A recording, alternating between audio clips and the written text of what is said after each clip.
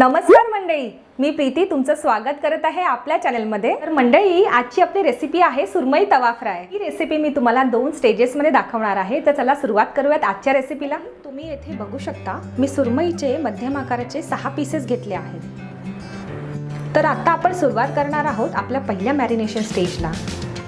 सर्वप्रथम आपण यामध्ये टाकणार आहोत एक छोटा चमचा हळद, एक मोठा चमचा आले लसूण पेस्ट, छोटा चमचा लिंबाचा रस आणि एक छोटा चमचा मीठ। हे मिश्रण आता आपण व्यवस्थित मिक्स करून घेऊयात।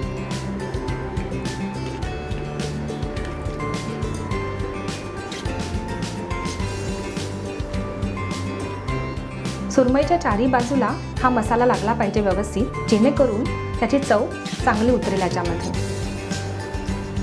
तुम्ही येथे बघू शकता हे मिश्रण सुरमईला चारी बाजूने लागले आहे। तर आता आपण हे मिश्रण 10 ते 15 मिनिटं झाकून ठेवणार आहोत।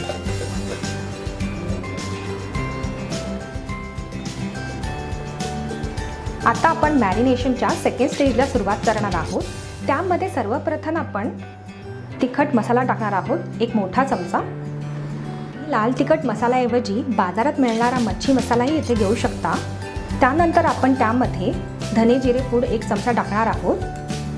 त्यानंतर त्यामध्ये आपण थोडेसे मीठ टाकणार आहोत। आधीच्या प्रोसेसमध्ये आपण मीठ ॲड केले आहे, त्यामुळे मीठ आपल्याला बेतानेच घ्यायचे आहे, जेणेकरून आपली फिश खारट होणार नाही। आता आपण हे मिश्रण एकजीव करून घेणार आहोत।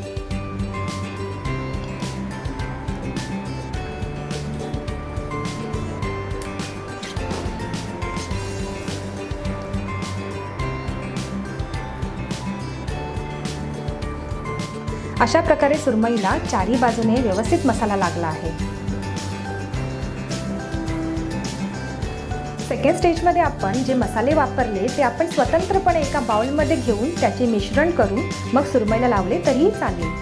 मॅरिनेशनच्या आपल्या दोन्ही स्टेजेस झाल्या आहेत। तर आता आपण सुरमई फ्राय करणार आहोत। मी येथे नॉनस्टिक पॅनचा वापर केला आहे, जेणेकरून कमीत कमी तेलामध्ये आपण सुरमई फ्राय करू शकतो।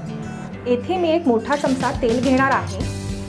हे तेल आपण चारी बाजूने व्यवस्थित पसरून घेणार आहोत आणि गॅसची फ्लेम आपण मध्यम ठेवणार आहोत। आता आपण सुरमई फ्राय करायला सुरुवात करूया।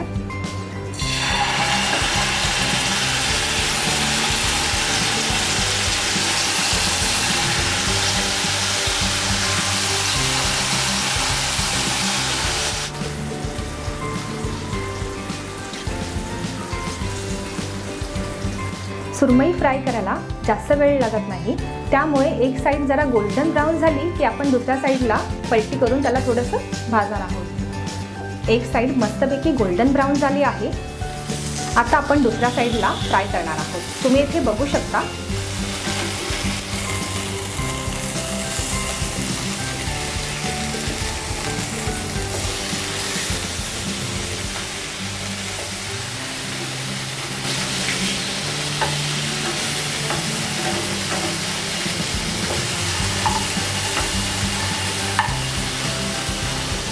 साधारण 7 ते 8 मिनिटात आपली सुरमई दोन्ही बाजूने छानपैकी फ्राय झाली आहे।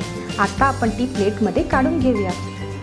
तर मित्रांनो, आपली डिश आता गार्निशिंगसाठी रेडी आहे। त्यासाठी थोडासा लिंबाचा रस आणि थोडीशी कोथिंबीर आपण इथे गार्निशिंगसाठी वापरणार आहोत।